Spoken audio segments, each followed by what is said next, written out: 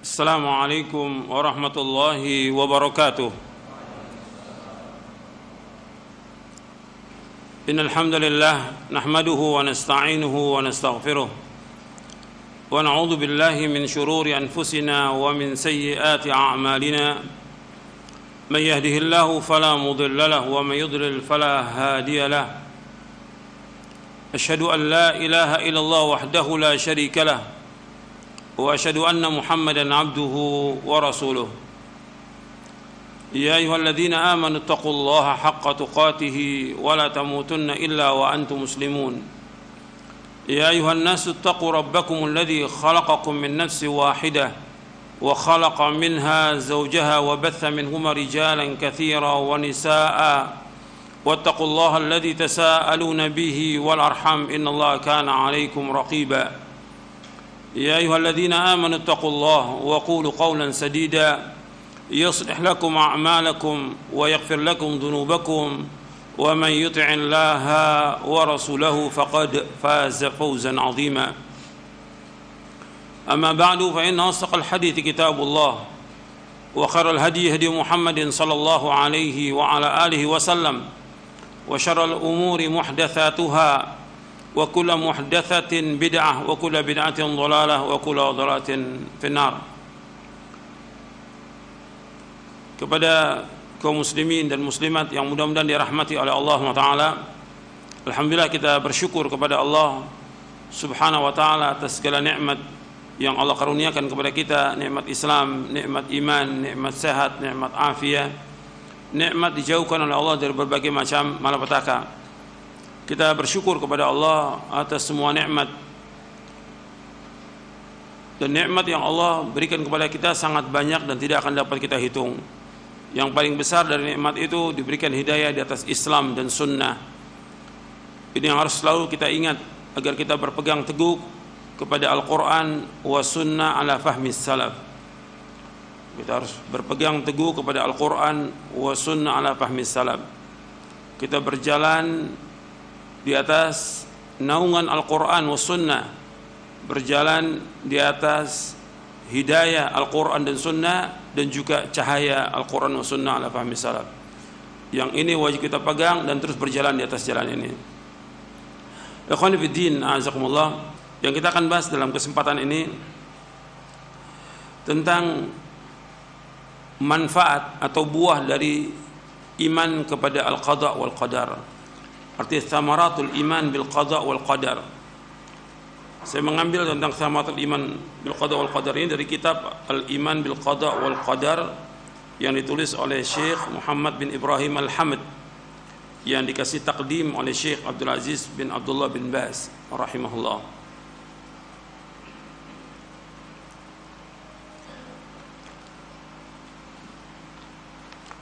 Jadi apa manfaat dari kita mengkaji tentang al-qada wal qadar? Karena manfaatnya besar dan banyak sekali manfaatnya.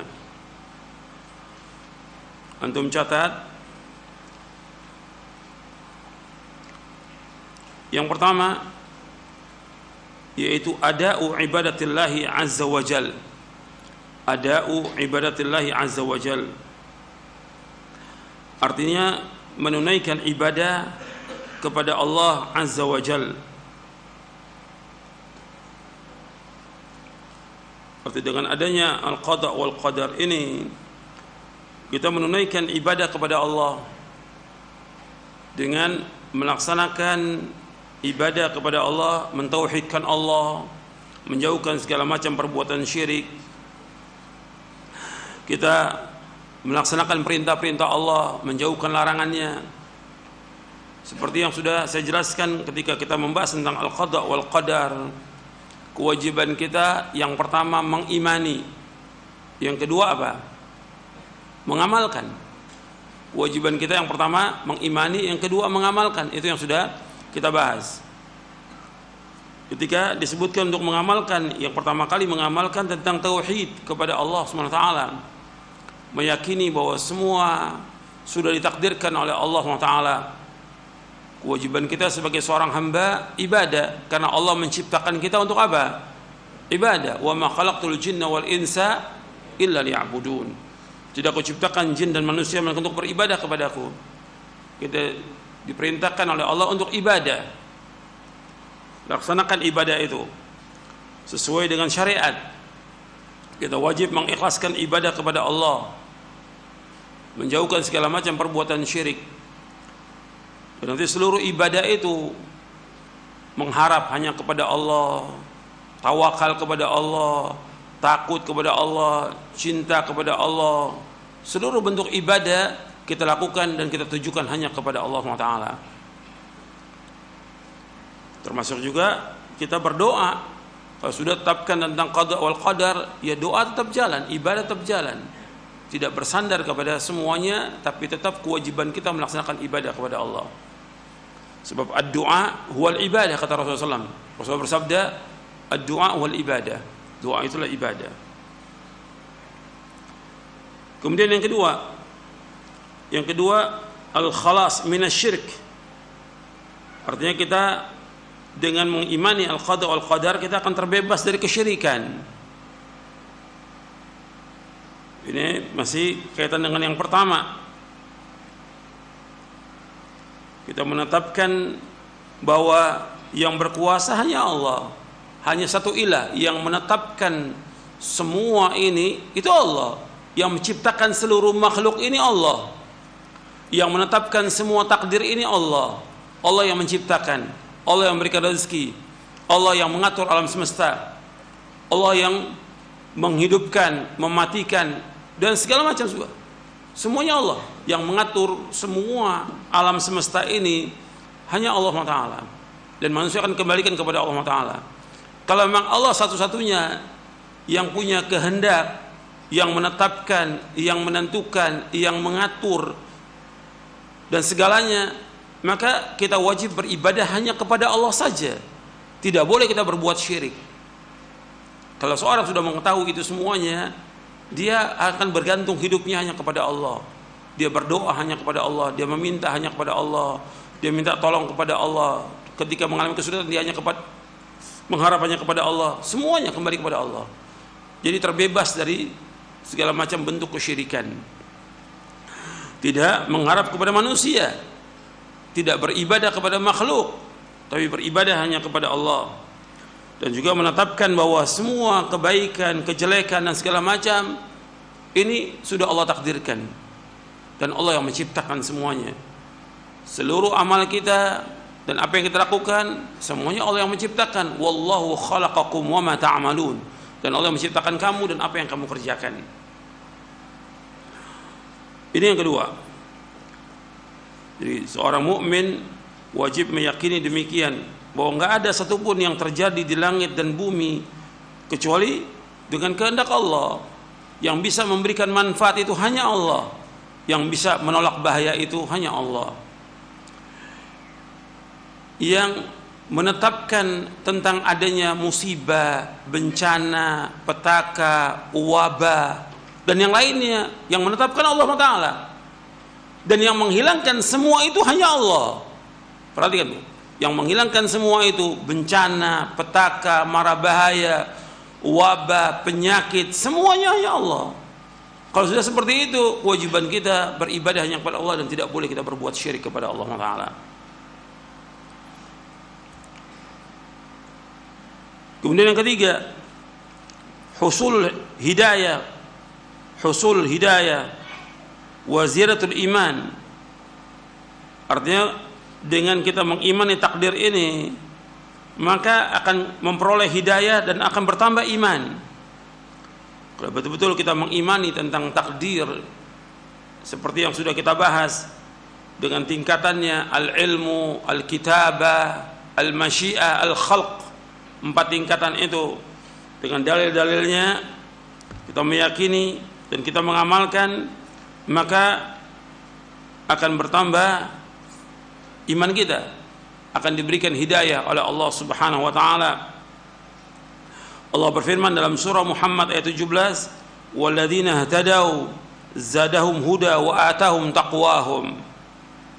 Dan orang-orang yang mendapatkan hidayah, maka Allah tambah kepada mereka hidayah dan Allah berikan kepada mereka ketakwaannya.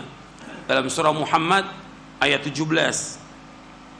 Dalam surah Muhammad ayat 17, "Walladzina ihtadaw zadahum huda wa atahum taqwahum."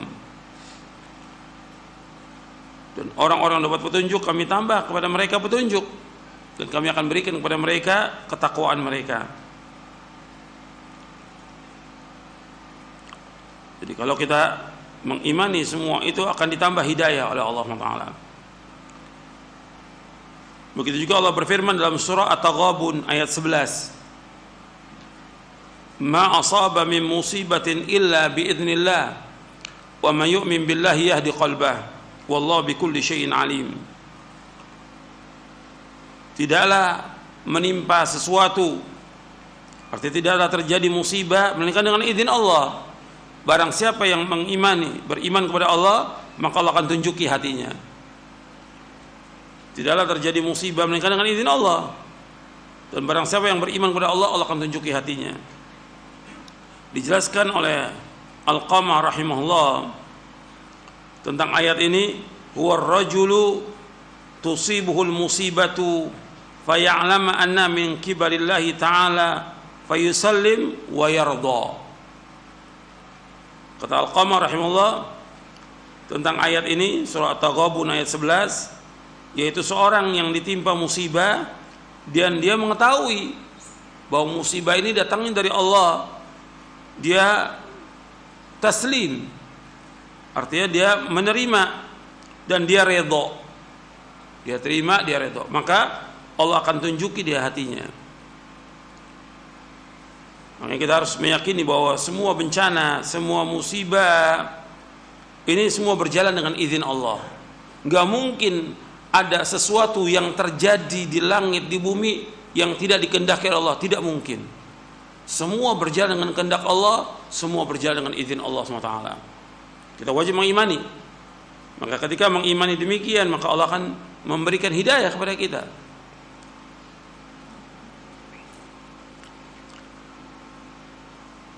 Jadi antum perhatikan di sini bahwa dengan kita mengimani qada dan qadar ini, maka akan ditambah hidayah oleh Allah Taala. Akan tambah hidayah. Dan bertambah iman kita kepada Allah Subhanahu wa taala. Yang keempat, al-ikhlas.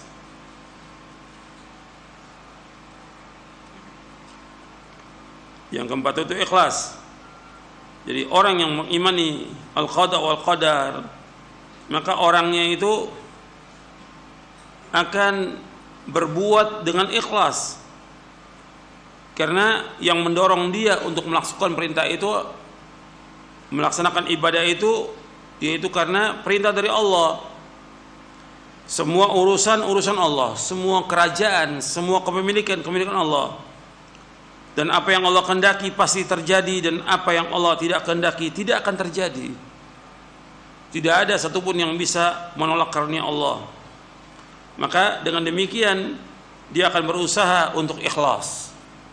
Karena semua milik Allah, dan kita diperintahkan untuk melakukan amal itu karena Allah. Wa ma umiru illa liya'budullaha mukhlishina lahuddin hunafa. Dan tidak mereka diperintah mereka untuk beribadah kepada Allah dengan ikhlas, semata karena Allah, dengan lurus. Wa yuqimus shalah wa yu'tuz zakah wa dzalika dinul qayyimah. Mendirikan salat, mengeluarkan zakat, dan itu agama yang lurus. Jadi yang dilakukan itu semuanya karena Allah. Karena dia hamba Allah dan Allah sudah menetapkan demikian, maka dia beramal semuanya karena Allah, bukan riya. Di sini sebutkan yang mendorong dia untuk melakukan itu adalah ikhlas karena Allah.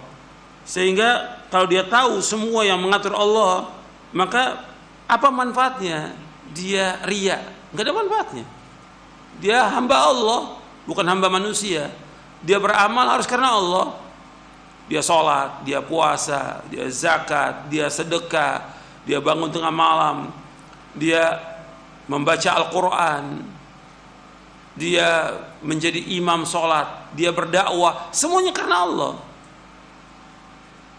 Harus betul-betul ikhlas karena Allah, tidak mengharapkan sesuatu dari manusia, tidak mengharapkan pujian dan sanjungan manusia.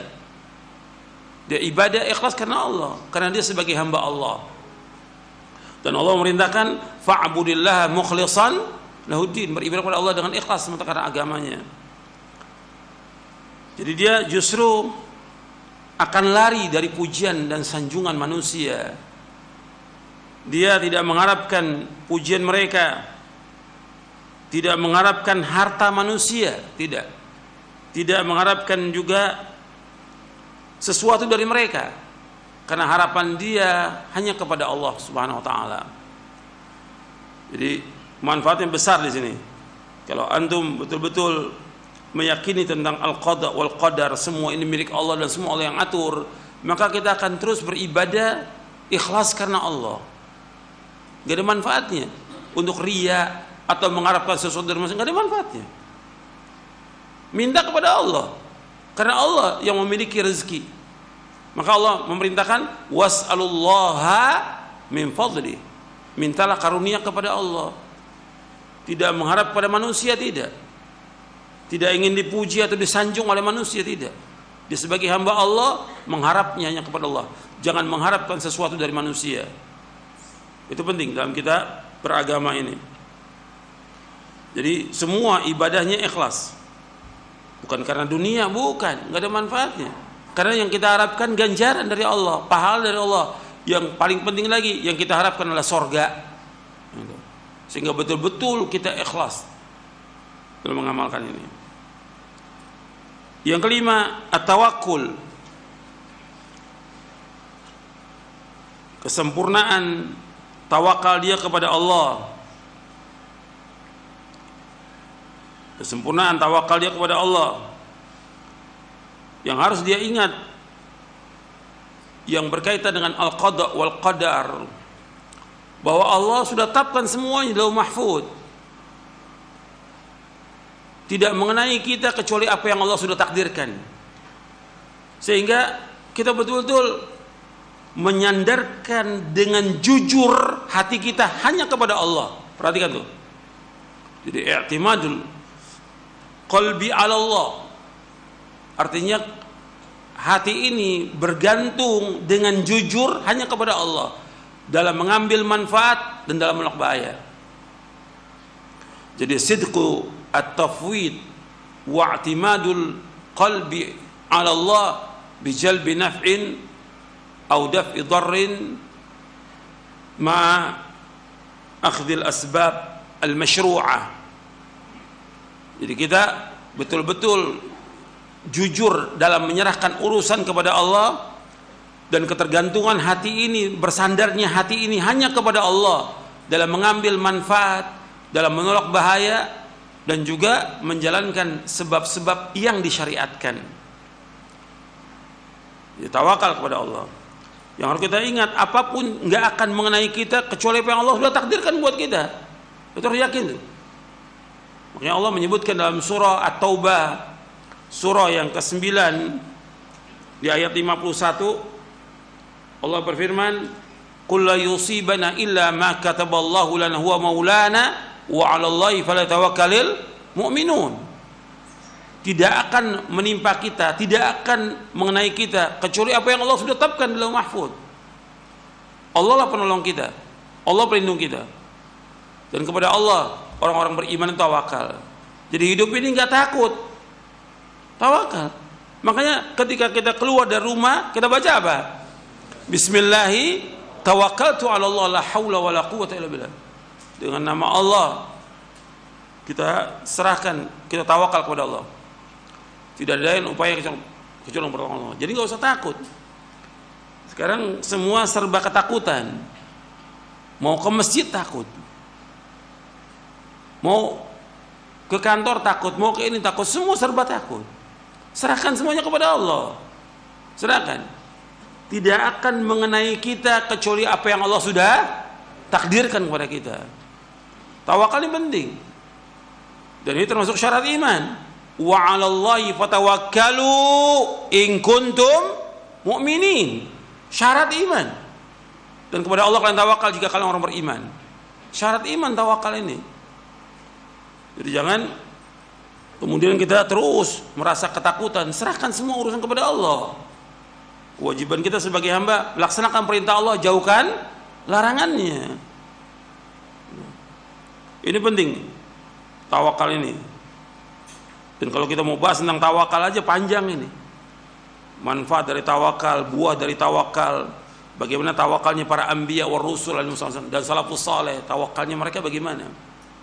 Itu seperti itu. Tidak diiringi dengan berbagai macam ketakutan. Sekarang ini semua serba takut. Serahkan langsung kepada Allah. Tetap mengambil sebab, tetap harus dilaksanakan.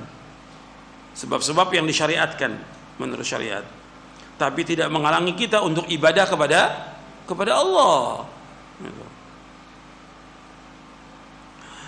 Yang keenam, al-khaufu minallah.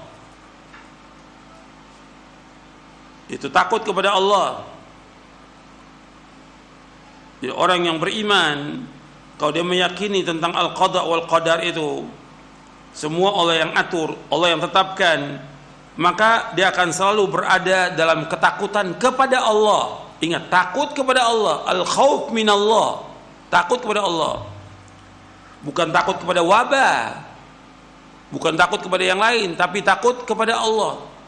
Takut kita bertambah kepada Allah Ta'ala. Dan juga dia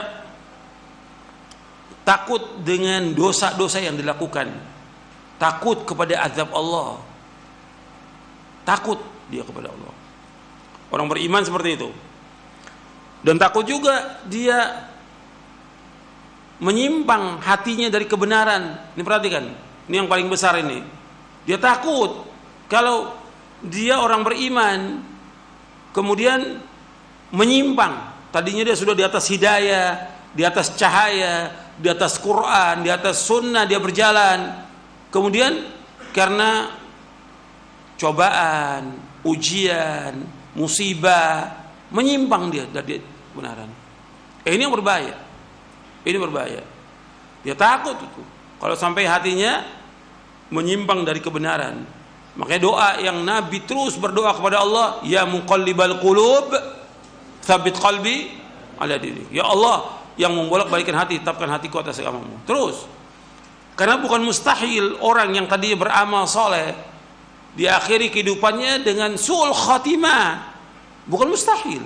Ada orang-orang yang dia beramal tapi kemudian ya karena cobaan, ujian, musibah menyimpang dari kebenaran. Dia suudzon kepada Allah atau yang lainnya sehingga dia mati dalam keadaan su'ul khatimah. Dan Nabi menyebutkan demikian sallallahu alaihi wasallam. Makanya itu perhatikan, kita wajib berhati-hati. Bahkan dalam hadis yang sahih yang diriwayatkan oleh Imam Bukhari, innal abda la ya'malu amala ahli an-nar wa innahu min ahli al-jannah wa ya'malu amala ahli al-jannah fa innahu min ahli an-nar wa innamal a'malu bil khawatim.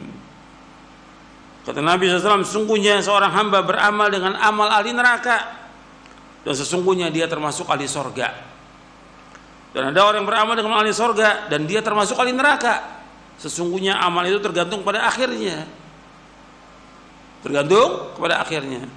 Dan ini sudah kita pernah bahas ketika kita membahas syarah akidah, meskipun waktu itu belum masuk babnya. Saya jelaskan tentang al-wa'du wal wa'id, tentang janji-janji dan ancaman. Ini sebab ada orang yang dia beramal dengan amal-amal tapi amalnya dia tidak ikhlas karena Allah. Dia seperti tampaknya amalnya ahli sorga, tampaknya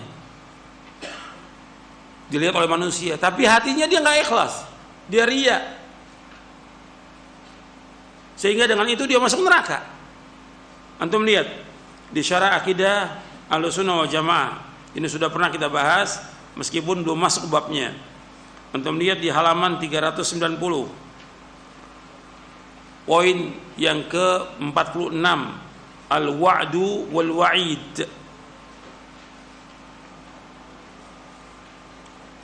Rasulullah sallallahu alaihi wasallam bersabda, "Inna rajula la ya'malu amala ahli jannah fima yabdu lin-nas wa huwa min ahli an-nar, wa inna rajula la ya'malu amala ahli an-nar fima yabdu lin-nas wa huwa min ahli jannah."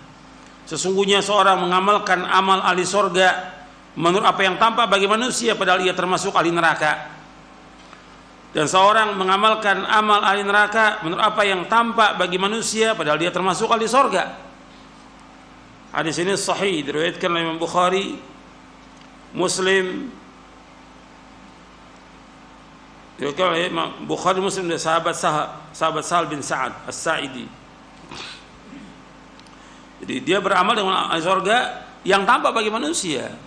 Betul, dia sholat, dia puasa, dia sholat malam, tapi hatinya nggak ikhlas, dia riya, atau dia mengharapkan sesuatu dari manusia, maka dia termasuk ahli neraka. Tapi ada orang yang beramal dengan amal neraka, seperti orang kafir, dia beramal ahli neraka jadi orang kafir, tapi di akhir hayatnya dia masuk Islam. Atau orang yang berbuat dosa dan maksiat, kemudian di akhir hayatnya dia taubat, diberikan hidayah oleh Allah, dia taubat kepada Allah, maka dia termasuk ahli sorga. Ini udah ketentuan syariat yang wajib kita mengimaninya, wajib mengimani. Dan Nabi juga bersabda dalam riwayat Bukhari, innamal a'malu bil khawatim, sesungguhnya amal itu tergantung daripada akhirnya. Makanya kita harus takut kepada Allah, takut kepada Allah SWT, takut kepada azabnya, takut kepada siksanya, takut kita ini menyimpang dari kebenaran. Jadi jangan menganggap ringan antum. Antum perhatikan ini, kalau antum sudah datang dalil dari Al-Quran wa sunnah ala fahmis salaf, antum berpegang dengan dalil. Landasan kita dalam hidup ini, dalam kita berpijak, itu dalil. Berpegang dengan dalil. Kita berjalan di atas dalil, kita akan selamat. Pasti akan selamat. Berjalan di atas dalil itu. Tapi kalau sudah datang dalil, jangan ditolak. Dan ini berbahaya. Kalau sudah ini perintah Rasulullah, ini perintah Rasulullah, jangan dilanggar. Berbahaya. Bukan mustahil hati ini akan menyimpang sedikit demi sedikit. Enggak sekaligus. Sedikit demi sedikit. Makanya Allah menyebutkan dalam Al-Quran, falamma zaghu azaghallahu qulubahum. Tatkala dia mulai menyimpang, Allah sesatkan hatinya. Ini hati-hati. Kalau sudah datang keterangan dalil, jangan ditolak dengan perkataan syekh, ulama atau yang lain, jangan. Ikuti dalil, pegang dalil. Yang Nabi suruh berpegang dengan dalil. Hidayah itu berkaitan dengan dalil. Hidayah berkaitan dengan dalil. Perhatikan tuh. Kalau sudah ada dalil, pegang terus dalil ini. Pegang erat-erat. Jangan menyimpang. Kita takut kalau kita menolak dalil ini akan sesat. Kalau kita menolak dalil ini akan sesat. Makanya Abu Bakar As-Siddiq radhiyallahu an, As-Siddiqul Akbar, aku takut kalau aku menolak sesuatu dari hadis Nabi, aku akan sesat. Itu Abu Bakar As-Siddiq. Dibawakan oleh Imam Ibnu Battah Al-Uqbari dalam kitabnya Al-Ibana. Hati-hati. Ya, takut kita kepada Allah, kita akan sesat nantinya dengan sebab menolak dalil. Berpegang dengan dalil. Makanya Allah menyebutkan di akhir surah Saba, wa in ihtadaitu fa bima yuhi ilayya rabbi. Apabila aku dapat petunjuk karena apa yang Allah wahyukan. Jadi antara dalil dengan hidayah itu punya kaitan yang erat. Gitu. Berpegang dengan dalil. Makanya suruh pegang. Allah juga menyebutkan dalam surah Az-Zukhruf, fastamsik billadzi uhiya ilaika innaka ala siratal mustaqim. Berpeganglah kepada apa yang diwahyukan kepada kamu karena engkau berada di atas siratal mustaqim. Pegang dengan dalil. Pegang erat-erat dengan dalil. Makanya Nabi berpesan kepada kita semua setelah menyebutkan tentang fitnah yang ada, Nabi mengatakan, fa'alaikum bisunnati wa sunnatil khulafa'il mahdiyyin ar-rasyidin tamassaku biha wa'adu 'alaiha bin nawajid. Hendaklah kalian berpegang pada sunnahku dan sunnah para khalifah yang terpimpin yang lurus. Peganglah erat-erat dan gigit dengan geram kalian. Ini penting. Kita takut dengan kita menolak dalil itu kita akan sesat. Makanya ketika berbicara masalah takdir ini, kita takut kepada Allah. Kita nggak tahu kan tentang sisa umur kita nggak tahu apa yang Allah tulis di Lauh Mahfud. Kita nggak tahu. Tapi kalau kita terus berpegang di atas dalil, Allah akan tambahkan hidayah kepada kita. Akan ditunjuki oleh Allah. Dan itu yang kita minta, kita wafat di atas Islam dan Sunnah. Wafat dalam keadaan husnul khatimah. Betul-betul kita seorang beriman itu takut kepada Allah Subhanahu wa ta'ala. Takut kepada azabnya. Takut kepada siksanya. Takut hati ini menyimpang dari kebenaran. Karena apa? Hati ini semuanya berada di dua jari tangan Allah. Yuqallibu kaifa yasha. Allah membolak-balikan hati manusia menurut apa yang Allah kehendaki. Takut kita kepada Allah. Yang ketujuh, quwwatur raja wa ihsanudz dzan billahi ta'ala. Quwwatur raja wa ihsanudz dzan billahi ta'ala. Yang ketujuh, kekuatan harapan dia kepada Allah dan berprasangka baik kepada Allah. Kekuatan harapan kepada Allah dan berprasangka baik kepada Allah. Jadi orang beriman ketika mengimani tentang al-qada wal qadar ini, dia husnudzon kepada Allah. Apa aja yang menimpa kita, apakah kesulitan, kesusahan, kefakiran, bencana, penyakit, kematian, atau apa saja yang menimpa kita, kita wajib untuk husnudzon kepada Allah. Bahwa apa yang Allah takdirkan itu yang terbaik buat kita. Dan Allah menguji kita, ingin menguji iman kita. Apakah benar iman kita, jujur atau tidak iman kita. Kita wajib husnudzon kepada Allah. Jangan kita mati kecuali dalam keadaan husnudzon kepada Allah. La yamutanna ahadukum illa wa huwa yuhsinudzon billahi ta'ala. Jangan sekali-kali seorang dari kamu meninggal dunia dalam keadaan husnudzon kepada Allah, kata Rasulullah SAW. Husnudzon, berbaik sangka kepada Allah. Ketika kita mengalami kesulitan, kesusahan, kefakiran, penyakit, bencana, bala, wabah, atau dari keluarga kita yang meninggal dunia, kita wajib husnudzon. Bahwa ini Allah sudah takdirkan dan sudah ajal. Apa yang Allah tetapkan itu yang terbaik buat kita. Itu harus yakin seperti itu. Sehingga apa? Kita mengharap hanya kepada Allah, meminta hanya kepada Allah, tawakal hanya kepada Allah, ibadah hanya kepada Allah. Terus seperti itu. Jadi kuat harapan kita kepada Allah, tidak kepada manusia, tidak kepada yang lain.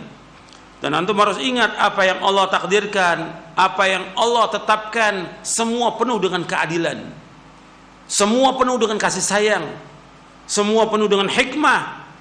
Allah itu maha adil, Allah itu maha sayang, Allah itu maha bijaksana. Harus kita ingat itu. Ketika ada keluarga kita meninggal, kita sayang kepada keluarga kita ini, Allah takdirkan dia meninggal, ingat bahwa yang mengambilnya adalah Allah pemiliknya. Maka kita ucapkan innalillahi wa inna ilaihi raji'un. Kita ini milik Allah dan kita akan kembali kepada Allah. Allah maha sayang. Ketika Allah mencabut nyawa orang yang kita cintai, bahwa Allah maha sayang, Allah maha adil, Allah maha bijaksana. Harus kita ingat itu. Sehingga kita husnudzon kepada Allah Subhanahu wa ta'ala. Kalau orang itu dia mengimani tentang al-qada wal qadar, tenang dia hidupnya. Tenang. Antum kan pernah saya jelaskan tentang kisahnya Ummu Sulaim. Ummu Sulaim dengan Abu Talha radhiyallahu anhuma, ketika anaknya sakit, anak yang masih kecil, yang lagi lucu-lucunya anak ini sakit, Ya bapak ibunya jelas sedih lah anaknya itu sakit. Kemudian pada waktunya sholat, Abu Talha berangkat ke masjid. Anak ini tambah parah sakitnya, kemudian meninggal. Tenang ibunya, Ummu Sulaim tenang radhiyallahu anha. Pulang suaminya dari sholat, gimana anak kita? Kan dia udah lihat sakit tadi itu, lebih tenang dari sekarang. Maksudnya dia sudah meninggal. Kemudian disediakan makan malamnya, kemudian si istri ngajak bercampur suaminya. Besok paginya baru dikabarkan. Bagaimana kalau ada orang meminjamkan sesuatu kepada kita, kemudian dia minta, boleh nggak kita tahan? Tidak boleh, kembalikan. Begitu juga anak kita, diambil oleh pemiliknya. Allah tenang, nggak gelisah, nggak teriak, nggak segala macam, tenang. Subhanallah. Karena apa? Mengimani tentang al-qadha wal qadar. Ini binaannya siapa ini? Binaannya Rasulullah SAW, para sahabat radhiyallahu ajma'in. Rasulullah SAW membina mereka untuk yakin hanya kepada Allah, tawakal kepada Allah, mengharap hanya kepada Allah, dan husnudzon kepada Allah. Apa yang Allah takdirkan anaknya meninggal, itu yang terbaik. Bahkan diceritakan kepada Nabi bahwa setelah anaknya meninggal mereka bercampur, Nabi doakan dengan keberkahan, maka dia punya keturunan orang-orang yang saleh. Ini perhatikan itu. Jadi enggak suudzon, tidak. Tenang, semua dihadapi dengan ketenangan. Dia hanya mengharap kepada Allah, harapkan ganjaran. Orang kalau kena musibah yang diharapkan apa? Ganjaran. Makanya ketika ada yang meninggal, dari keluarga kita meninggal, kita ucapkan apa? Innalillahi wa inna ilaihi rajiun. Allah ma'jurni fi musibati wa akhlif li khairan minha. Ya Allah, berikan ganjaran pada musibahku ini dan gantikan yang lebih baik. Kalau dia suudzon kepada Allah atau dia nggak terima dengan takdir ini, dapat ganjaran apa tidak? Nggak dapat ganjaran, bahkan dia berdosa dengan sebab itu. Maka kita mengharapkan dengan musibah ini dapat apa? Ganjaran. Dengan musibah adanya penyakit, dihapuskan semua dosa kita, diangkat derajat kita. Mudah-mudahan dengan penyakit itu Allah masukkan kita ke sorga. Itu harapan kepada Allah SWT. Jadi harus husnudzon kepada Allah. Yang kedelapan, as-sabru wa quwwatul ihtimal. As-sabru wa quwwatul ihtimal. Sabar dan kekuatan menanggung beban derita dari takdir yang pahit. Sabar dan kekuatan menanggung beban derita dari takdir yang pahit. Makanya ketika kita mendapatkan cobaan, ujian, musibah, yang ada kewajiban kita sabar. Bab ganjarannya itu tergantung dari musibah yang menimpa kita.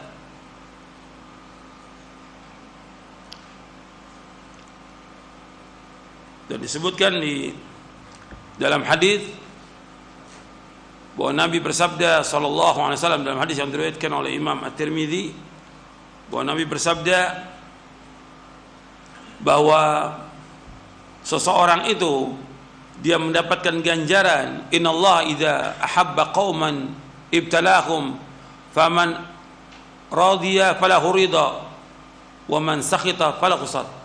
Inna 'idhamal jazaa' ma'a 'idhamil bala. Inna 'idhamal jazaa' ma'a 'idhamil bala. Wa inna Allah ta'ala idza ahabba qauman ibtalahum faman radiya falahu ridha wa man sakhita falahu sakhat. Hadis ini hasan, diriwayatkan oleh Imam At-Tirmidzi. Sesungguhnya besarnya ganjaran tergantung besarnya musibah. Sesungguhnya Allah apabila mencintai satu kaum, Allah akan uji mereka. Barang siapa yang redho, Allah akan redho. Barang siapa yang murka, maka Allah akan murka. Maka sabar ini penting. Dan ini merupakan kewajiban seorang mukmin, harus sabar terhadap takdir-takdir Allah yang pahit. Dan dikatakan oleh, makanya Allah sebutkan dalam surah Al-Baqarah, sabar itu. Wa basyiris sabirin. wa basyiril sabirin idza asabu musibah qalu inna lillahi wa inna ilaihi raji'un. Dikatakan oleh Umar bin Khattab radhiyallahu anhu, wajadna khaira 'aishina bis sabr. Wajadna khaira 'aishina bis sabr. Kami mendapati kebaikan kehidupan kami ini dengan sabar. Dibawakan oleh Ibnu Qayyim dalam kitabnya Uddatus Sabirin. Dikatakan juga oleh Ali bin Abi Thalib radhiyallahu an, as-sabru matiyatun la takbu. As-sabru matiyatun la takbu. Artinya sabar itu merupakan kendaraan yang tidak akan terjatuh. Arti manfaat sabar itu. Dan kita diperintahkan untuk sabar ketika menghadapi cobaan, ujian, musibah, tidak gelisah, tidak berkeluh kesah, tidak menceritakan cobaan kita, ujian kita kepada orang lain. Adukan itu semuanya kepada siapa? Kepada Allah. Ini kurang makanan, cerita pada orang. Ini nggak sabar. Sakit, cerita pada orang. Semuanya. Bukan hanya seperti itu, bahkan minta-minta pada manusia. Nggak boleh, hukumnya haram. Antum ingat, Nabi pertama kali mengambil perjanjian dengan para sahabat yang masuk Islam. Apa perjanjiannya? Di samping mentauhidkan Allah, tidak boleh berbuat syirik, nggak boleh berbuat maksiat. Kata Nabi apa? Jangan minta-minta pada manusia. Itu harus kita ingat tuh. Jangan minta-minta. Jadi mengharap hanya kepada Allah. Kalau ada cobaan, ujian, sabar. Yang susah bukan kita, jutaan orang susah. Yang susah bukan kita. Kadang-kadang diangkat, oh ini kan dai, harus dibantu. Yang lebih susah dari dai ini, dari ustadz ini, ada atau tidak? Banyak, jutaan yang susah. Kenapa hanya dia yang berkeluh kesah? Itu yang jutaan, yang di kampung-kampung yang susah, yang lebih susah dari dia, nggak mengeluh. Dia mencari nafkah dengan apa adanya, tidak mengharap dari manusia. Kok malah si dai minta-minta? WA lagi donasi. Anak saya sakit di rumah sakit. Gak boleh, dalam Islam hukumnya haram. Gak boleh. Gak boleh. Sabar dengan apa yang Allah takdirkan. Karena Allah akan uji kita dengan orang yang paling kita cintai ujian itu. Sabar. Bagaimana Allah ingin melihat kita sabar atau tidak dengan ujian ini. Allah akan lihat. Supaya apa? Dia terus minta kepada Allah, berdoa kepada Allah, mengharap kepada Allah. Dan yang lainnya harus sabar. Sabar dalam ketaatan, sabar menjauhkan maksiat. Yang ketiga, sabar apa? Dalam menghadapi takdir yang pahit, sabar. Ini enggak sabar. Ya, berkeluh kesah dan mengharap pada manusia. Itu perhatikan itu. Kemudian yang kesembilan. Ini untuk sabar aja panjang juga kalau mau dibahas tentang sabar. Yang kesembilan, muharabatul ya'as. Memerangi keputusasaan. Memerangi keputusasaan. Jadi orang mukmin itu tidak kenal putus asa, tidak kenal putus asa. Enggak boleh putus asa dalam Islam, enggak boleh. Orang yang putus asa itu orang-orang yang apa? Orang-orang yang sesat. Wa may yaqnatu min rahmatihi rabbih illa dhallun. Dan tidaklah putus asa rahmat Allah kecuali orang-orang yang sesat. Jadi kita nggak boleh putus asa rahmat Allah. Orang beriman itu tidak kenal putus asa, tidak kenal. Kalau ada sesuatu dia gagal, terus berjuang lagi, nggak putus asa. Dalam cobaan, ujian, pekerjaan, dagang, segala macam, dia gagal, terus nggak boleh putus asa. Kan sudah saya sampaikan bahwa pada bulan yang lalu tentang hadis al-mu'minul qawiyyu khairun wa ahabbu ila Allah minal mu'minid dhaif wa fi kullin khairun ihris ala ma yanfa'uka wasta'in billah wa la ta'jaz. Mukmin yang kuat lebih baik dan lebih cinta Allah daripada mukmin yang lemah. Pada keduanya ada kebaikan. Berkemauan keraslah kepada yang bermanfaat bagi kamu. Minta tolong kepada Allah, jangan lemah. Lemah aja nggak boleh, apalagi putus asa nggak boleh. Allah menyebutkan orang yang putus asa orang-orang kafir. Wala ya'asu min rauhillah ilal qaumul kafirun dalam surah Yusuf. Wala ya'asu min rauhillah ilal qaumul kafirun. Tidak putus asa dari rahmat Allah kecuali orang-orang kafir. Jadi nggak boleh itu. Orang beriman harus dia memerangi keputusasaan dengan dia mengimani takdir Allah, nggak boleh putus asa. Terus mengharapkan rahmat Allah Subhanahu wa taala. Yang ke-10 ar-ridha. Yang ke-10 ridha. Jadi orang mukmin yang mengimani qada dan qadar itu dia akan ridha terhadap apa yang Allah sudah takdirkan. Dan ridha ini pembahasan yang panjang. Ridha. Kan kita mengucapkan raditu billahi rabba wa bil islami dina wa bi Muhammadin sallallahu alaihi wasallam nabiyya. Aku ridha kepada Allah. Kalau ridha kepada Allah, ridha kepada semua keputusan Allah, semua takdir Allah, ridha kita. Kita ridha.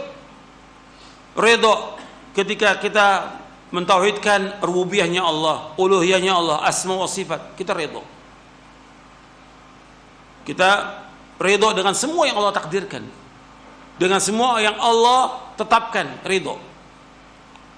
Ridha dengan agama Islam ini, semua agama Islam kita wajib untuk melaksanakannya. Artinya semua agama Islam ini mudah, tidak sulit. Kita ridha dengan Islam ini. Dan ridha kepada Nabi Muhammad SAW dengan kita ittiba, mencintai beliau, ini wajib, dan kita ittiba kepada beliau sallallahu alaihi wasallam. Makanya orang yang merasakan manisnya iman siapa? Orang yang ridha kepada Allah. Dalam hadis yang sahih, dzaqa ta'mal iman man radiya billahi rabba wa bil islami dina wa bi Muhammadin sallallahu alaihi wasallam nabiyya. Dzaqa ta'mal iman, kata Rasulullah. Dia merasakan manisnya iman. Antum merasakan tuh. Kalau kita ridho dengan apa yang Allah takdirkan, itu akan terasa nikmatnya iman itu. Manisnya iman. Al-Imam Ibnu Qayyim membahas tentang keutamaan ridho itu kurang lebih ada 50 ridho itu di dalam kitabnya Madarijus Salikin di juz yang kedua. 50. Apa manfaat dari ridho, apa keutamaan ridho, disebutkan satu persatu oleh beliau. Makanya disebutkan dalam kitab Madarijus Salikin, saya bacakan sebagiannya aja. Kata Imam Ibnu Qayyim rahimahullah, man mala'a qalbahu min ar-ridha bil qadari mala'a Allahu sadrahu ghinan wa amnan wa qana'atan wa farraga qalbahu li mahabbatihi wal inaba ilaihi wat tawakkul alaihi wa man fatahu hadhu min ar-ridha imtala qalbahu bi dhiddi dhalik washtaghala amma fihi sa'adatuhu wa falahuhu. Kata Imam Ibnu Qayyim rahimahullah, barang siapa yang memenuhi hatinya dengan ridha kepada takdir Allah, dia ridha, maka Allah akan penuhi dadanya dan hatinya dengan merasa cukup. Allah menetapkan dia hidupnya pas-pasan, dia ridha, maka dia menjadi orang yang paling kaya di muka bumi ini. Kata Nabi apa? Warda bima qasamallahu laka takun aghnan nas. Ridholah dengan apa yang Allah berikan kepada kamu, kamu jadi orang yang paling kaya di muka bumi.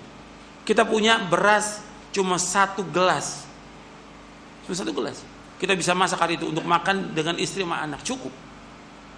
Kita ridho, maka Allah akan penuhi hati kita dengan kecukupan. Makanya Nabi bersabda, qad aflaha man aslama wa ruziqa kafafan wa qanna'ahu Allah bima ata. Kata Nabi SAW, sungguh berbahagia siapa orang Islam. Qad aflaha man aslama wa ruziqa, dia diberikan rezeki cukup, pas-pasan, dan dia qanaah dengan apa yang Allah berikan. Maka Allah cukupi dia dengan kekayaan. Wa amnan, dan juga merasa aman dia. Orang kalau dia ridho dengan takdir Allah, aman dia, tidak ketakutan. Enggak seperti sekarang, semua takut. Orang beriman tidak. Allah sudah takdirkan, enggak akan menimpa kita kecuali apa? Yang Allah sudah takdirkan buat tenang.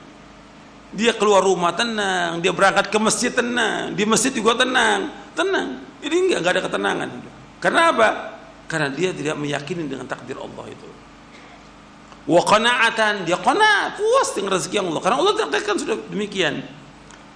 Dan Allah kosongkan hatinya untuk selalu mencintainya. Dengan dia redho kepada takdir Allah, maka Allah membuat hatinya itu cinta kepada Allah Taala. Selalu bertaubat kepada Allah, tawakal hanya kepada Allah. Tapi kebalikannya, orang yang hilang dari keredoan kepada takdir ini, maka hatinya penuh dengan kegelisahan, penuh dengan kegundah-gulanan, dan dia akan menyibukkan diri dengan apa-apa yang tidak membawa kepada kebahagiaan dan kesuksesan. Makanya orang beriman ketika dia betul-betul memahami tentang ridho ini, dia adalah orang yang paling bahagia. Kuncinya di situ. Makanya para ulama menyebutkan kalau orang ingin bahagia hidupnya, ridho dengan apa yang Allah takdirkan, dia orang yang paling bahagia di hidup. Ridho. Apa yang Allah takdirkan buat dia, dia ridho. Maka orang yang paling bahagia dia. Dia dikasih oleh Allah cobaan, penyakit, dia ridho. Artinya cobaan ini, musibah ini mau ditolak dengan apa lagi? Dia ikhtiar, tetap ikhtiar, tapi dia ridho dengan takdir Allah, gitu. Bukan ridho dengan penyakitnya, tapi dia ridho dengan apa yang takdirkan. Dia tidak, bukan berarti dia ridho dengan penyakitnya, bukan, tapi dia ridho dengan apa yang Allah takdirkan. Ini Allah sudah takdirkan, tapi dia wajib apa? Untuk ikhtiar, dia berdoa kepada Allah agar diangkat penyakitnya. Bukan dia ridho, dia biarkan penyakit, tidak, tapi dia ada mengambil akhdul asbab. Bagaimana supaya dia sembuh? Itu orang beriman seperti itu. Kalau orang itu ridho dengan apa yang Allah takdirkan, maka dia orang yang paling tenang, paling bahagia di muka bumi ini. Nanti Anda bisa lihat penjelasan Imam Ibnu Qayyim dalam kitabnya Madarijus Salikin. Kemudian yang ke-11, syukur. Jadi ketika kita mengimani tentang al-qada wal qadar, maka dia akan bersyukur dengan apa yang Allah sudah takdirkan. Kan tingkatan itu ketika orang dapat cobaan, ujian, musibah, yang paling rendah itu apa? Dia murka. Paling rendah itu dia murka.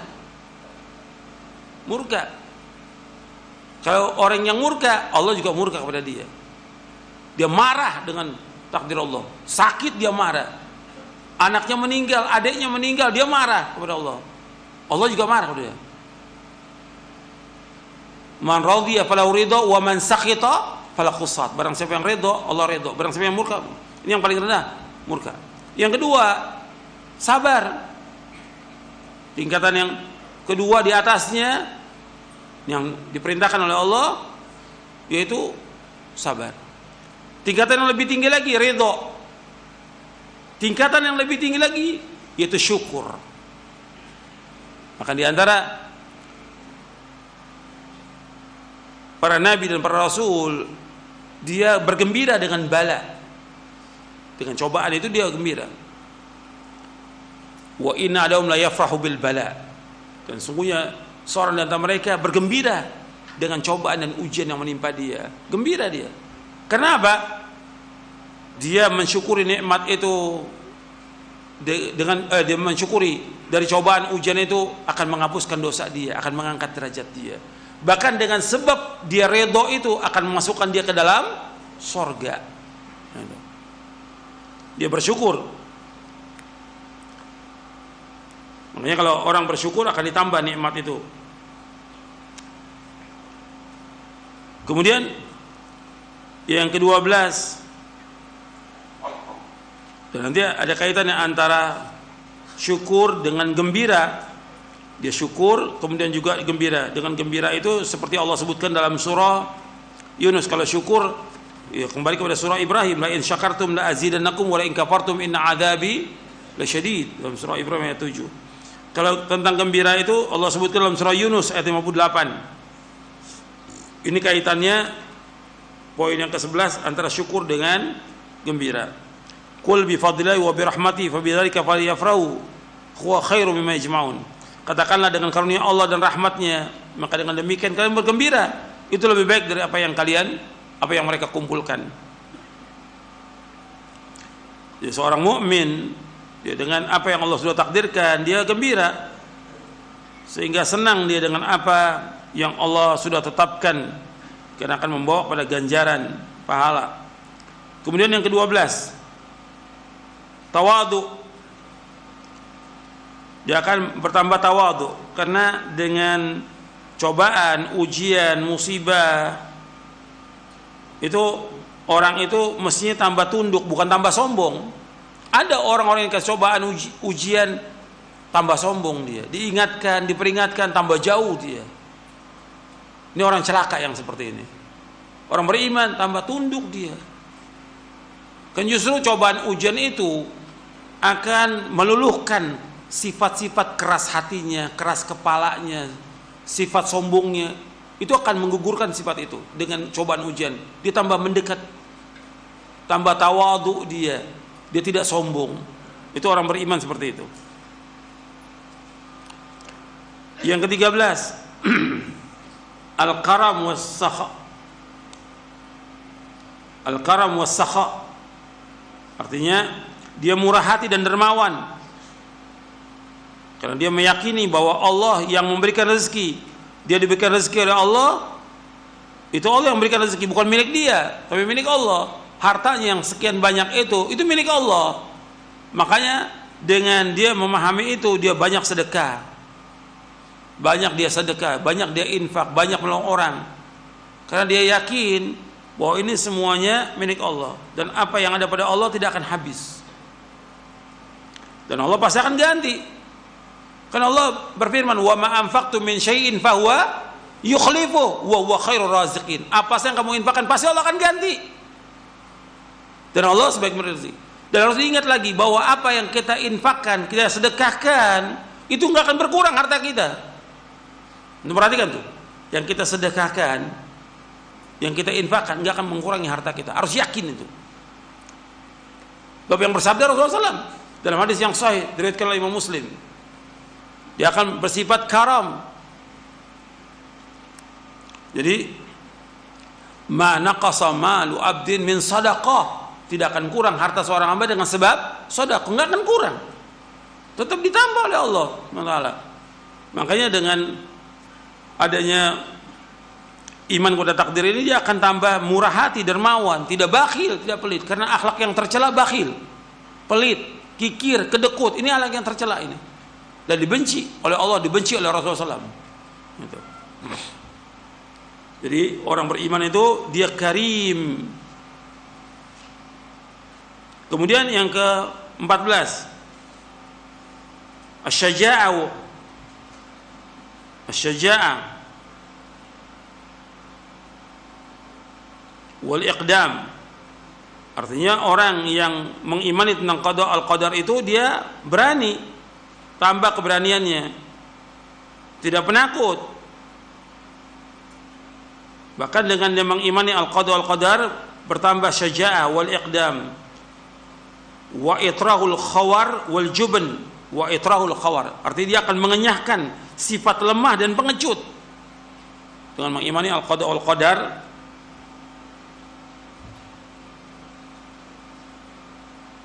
Karena orang yang mengimani qada al-qadar berani dia.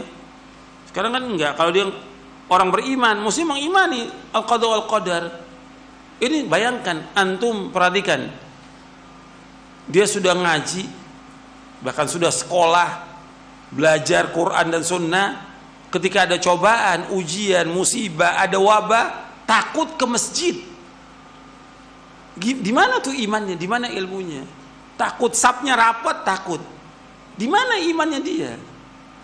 Yang menyuruh ke masjid siapa? Sholat berjamaah di masjid siapa? Allah dalam Al-Quran dan Rasulullah SAW. Yang menyuruh sap rapat siapa? Rasulullah SAW. Dan Rasulullah marah kalau ada sap itu renggang, marah Rasulullah SAW. Aku lihat ada setan seperti anak kambing masuk di celah kalian. Gak mau Rasulullah, sedikit aja gak mau. Kenapa? Kenapa harus takut? Gak akan menimpa kepada kita kecuali apa yang Allah sudah takdirkan buat kita. Berani orang beriman itu, gak takut. Sekarang tambah takut. Kalau antum takut, ya bagaimana antum sebagai orang beriman takut? Kalau antum sebagai seorang dai takut, Antum jangan jadi dai. Ini baru sholat, belum jihad. Baru sholat sudah takut. Saprapet takut. La haula wala quwwata illa billah. Ingat, kita nggak akan mati sebelum waktunya. Semua Allah takdirkan. Yakin kepada al-qada wal qadar. Kematian kita sudah Allah tetapkan. Nggak akan mundur, nggak akan maju. Sudah, yakin. Kamu jangan takut dengan apa yang diperintahkan dan diperintahkan oleh Allah dan Rasulnya. Dan nggak akan menimpa kita kecuali apa yang Allah sudah takdirkan. Ya, berani, orang beriman itu berani. Kemudian yang ke-15, al-qanaah wa izzatun nafs. Dengan al-qada wal qadar ini dia merasa cukup dengan apa yang Allah berikan rezeki, dan juga dia mulia dirinya, tidak mengharapkan pada manusia, tidak minta sesuatu pada manusia, karena dia yakin Allah yang berikan rezeki pada dia. Ini masalah izzah, harga diri.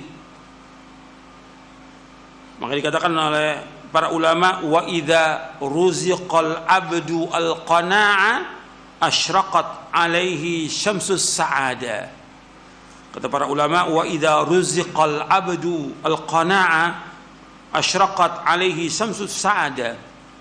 Apabila seorang hamba diberikan oleh Allah qana'a, maka akan bersinar bagi dia matahari kebahagiaan.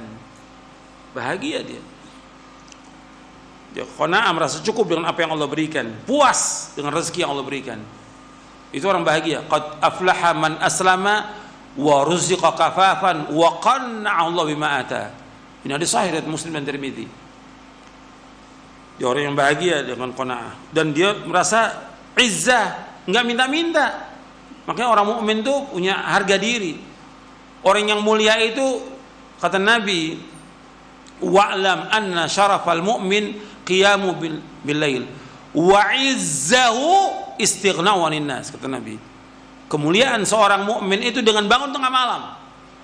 Dan kemuliaan seorang mukmin, dia tidak minta-minta kepada manusia, merasa cukup dengan apa yang Allah berikan rezeki, tidak mengharap sesuatu dari manusia, tidak.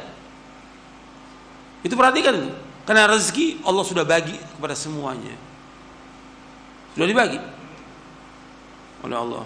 Dia merasa cukup dengan apa yang Allah berikan. Yang ke-16, ulul himmah.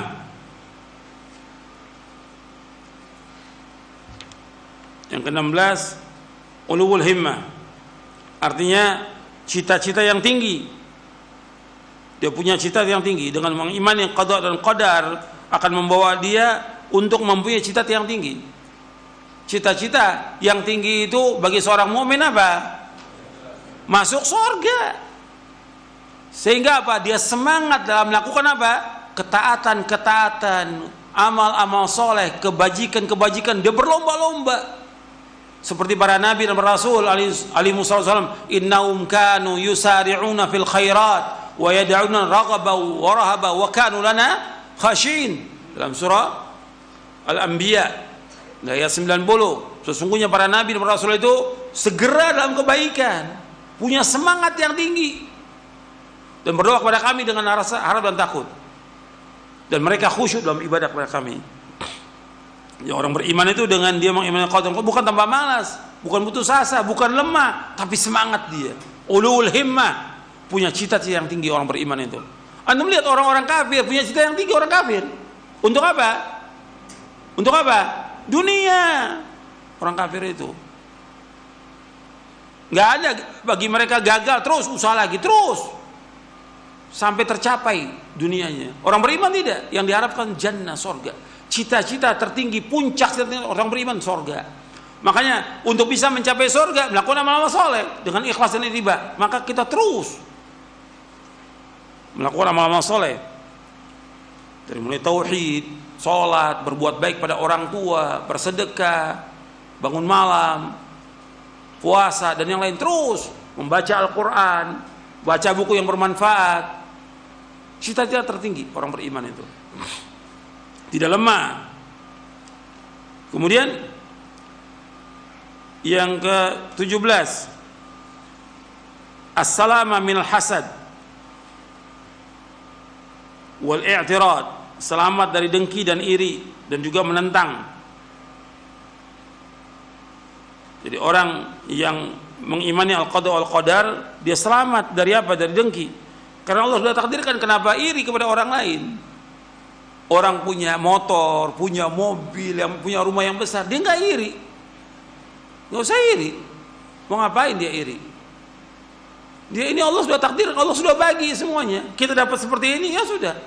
Tapi tetap ikhtiar, usaha tetap. Dan doa minta kepada Allah tetap jalan. Nggak tinggal. Tapi nggak iri pada orang. Kenapa? Kita, tujuan hidup kita akhirat. Dan saya sudah bahas, kalau orang itu ingat kepada mati dan selalu ingat kepada mati, dia nggak akan iri pada manusia. Nggak akan iri. Karena Allah sudah bagi, yang memberikan kepada dia kelebihan harta, kekayaan. Siapa yang memberikan? Allah. Jangan kita iri. Maka kita minta kepada Allah. Was'alullaha min fadli, mintalah kepada Allah.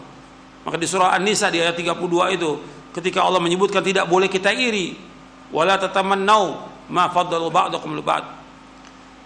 Tidak boleh seorang itu iri sebagian dari kalian kepada sebagian yang lain. Antum lihat dalam surah di An-Nisa di ayat 32, wala tatamannau ma faddallahu ba'dahum wala tatamannau ma faddalu bihi ba'dakum ala ba'd wala tatamannau ma faddalu bihi ba'dakum ala ba'd lirijal nasibun mimma iktasabu wa linnisa'i nasibun mimma iktasabna was'alullaha min fadli innallaha kana bikulli syai'in alima. Janganlah kalian mengharap atau iri kepada karunia yang Allah berikan sebagian kalian sebagian yang lain. Laki-laki mendapatkan bagian dari apa yang mereka usahakan, dan perempuan mendapatkan bagian dari apa yang mereka usahakan. Mintalah karunia kepada Allah. Sesungguhnya Allah itu Maha mengetahui atas segala sesuatu. Jadi minta karunia kepada Allah, jangan mengharap pada manusia. Tapi nggak boleh kita iri pada manusia. Kemudian yang ke-18 yaitu di sini juga disebutkan tidak boleh dengki, nggak boleh menentang takdir Allah. Yang ke-18 yaitu al-ilmu bihikmatillah. Dia memahami, mengetahui tentang hikmah Allah, bahwa semua yang Allah takdirkan ini penuh dengan hikmah. Semua yang Allah takdirkan ini penuh dengan hikmah.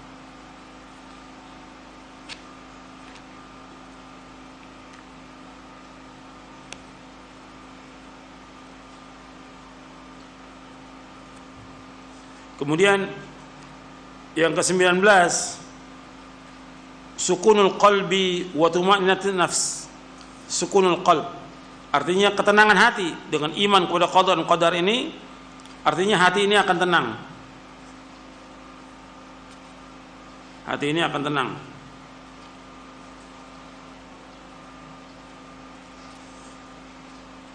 Dan tentram, jiwa kita tentram. Syekhul Islam pernah mengatakan, inna fid dunya jannatan ma lam yadkhulha lam yadkhul jannatal akhirah. Sungguhnya dunia ini adalah surga, barang siapa yang tidak masuki surga itu enggak akan masuk surga akhirat. Surga itu artinya ketenangan iman dia kepada Allah Subhanahu wa taala. Dia mengimani tentang takdir Allah, kemudian dia banyak berzikir kepada Allah taala. Ini surga. Surga dunia itu dengan dia mengimani, mentauhidkan Allah, menjauhkan syirik. Dengan dia banyak berzikir kepada Allah, dengan dia melaksanakan perintah Allah, menjauhkan larangannya, antum akan merasakan tuh ketenangan. Antum mengimani, nggak akan menimpa kita kecuali apa yang Allah takdirkan. Kita berangkat dari rumah ke masjid, tenang kita, nggak takut apa-apa. Di masjid kita duduk berzikir, tenang, nikmat. Dan itu dirasakan orang beriman. Tidak khawatir, tidak takut, tenang dia. Berzikir, berdoa, semua serba dengan ketenangan. Makanya Allah menyebutkan ala bi dzikrillahi tatma'innul qulub. Kita dengan berzikir hati akan tenang. Di dunia surga, barang siapa yang enggak masuk ke surga ini, dia akan masuk ke surga akhirat. Makanya Syekhul Islam Ibnu Taimiyah ini dibawakan oleh Ibnu Qayyim dalam kitabnya Al-Wabilus Shayyib ketika menceritakan tentang gurunya Syekhul Islam Ibnu Taimiyah. Bahkan Syekhul Islam Ibn Taimiyah ketika menghadapi fitnahnya orang-orang yang dengki, yang hasad, dan juga penguasa yang zalim. Beliau mengatakan begini. Ini ketika di penjara ini, Syekhul Islam Ibnu Taimiyah rahimahullah. Kata beliau, "Ma yasna'u a'da'i bi ana jannati wa bustani fi sadri. Aina ruhtu fa hiya ma'i la tufariquni. Ana habsi khalwa wa qatli syahada wa ikhraji min baladi siyaha." Kata Syekhul Islam Ibnu Taimiyah rahimahullah, kata beliau, apa yang diperbuat oleh musuh-musuhku terhadap aku adalah surgaku. Kebunku ada di dadaku ini. Surgaku, kebunku, dadaku. Tenang dia. Dengan ingat kepada Allah, dengan berzikir, dengan apa yang Allah takdirkan dia tenang. Dengan ibadah kepada Allah dia tenang. Di mana saja aku pergi, maka bersama aku ketenangan, kegembiraan, ibadah, zikir bersama aku. Nggak bisa dengan aku. La tufariquni. Ana habsi khalwah. Penjara yang orang penjarakan aku, khalwah. Dengan di penjara aku menyendiri untuk ibadah kepada Allah. Lebih tenang. Dia baca, nulis, zikir, lebih tenang dengan di penjara itu. Wa qatli syahadah, kalau aku dibunuh, mati syahid. Wa ikhraji min baladi siyaha, kalau aku diusir dari negeriku, ini merupakan piknik, artinya tamasya. Sebab tamasya orang beriman itu dengan apa? Jihad. Biar diusir nggak ada masalah. Itu orang yang sudah mengalami ketenangan dalam hidup ini.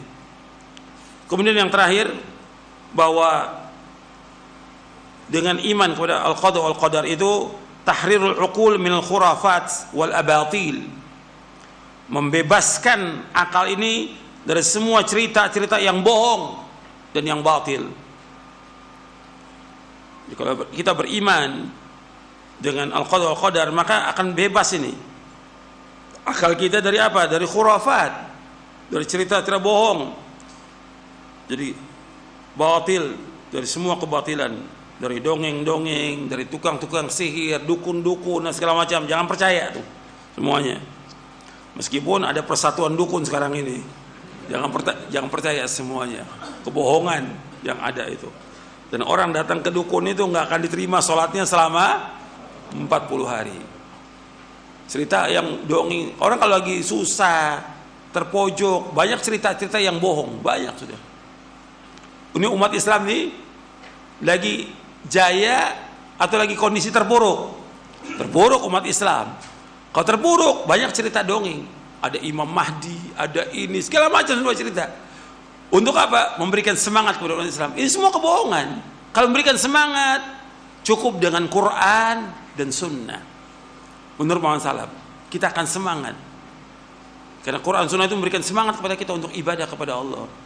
Jangan cerita terdongeng, jangan dengerin gosip, jangan. Jangan percaya semuanya cerita bohong. Kita mengimani dengan al-qada wal qadar. Bahkan banyak lagi cerita yang lain, bahwa orang-orang kafir sudah siap untuk membunuh umat Islam, nanti umat Islam akan begini. Jangan percaya semua cerita itu. Kalau kita beriman, kita bertakwa kepada Allah, nggak akan mengenai itu semuanya. Wa in tasbiru wa tattaqu la yadurukum kaiduhum syai'a innallaha bima ya'maluna muhit. Dalam surah Ali Imran. Kalau kalian sabar dan bertakwa kepada Allah, maka tidak akan membahayakan kalian tipu daya mereka, makar mereka, rencana mereka nggak akan membahayakan kalian. Allah itu meliputi segala sesuatu. Syarat apa? Sabar dan takwa kepada Allah. Itu ingat itu. Jadi jangan dengerin cerita, udah cerita bohong, banyak kan cerita bohong yang ada, cerita batil. Jadi orang beriman itu harus terbebas akalnya dari yang demikian. Mudah-mudahan yang saya sampaikan bermanfaat. Wassallallahu nabiyana Muhammadin sallallahu alaihi wasallam, subhanakallahumma bihamdik asyhadu an la ilaha illa anta astaghfiruka wa atubu ilaik. Assalamualaikum warahmatullahi wabarakatuh.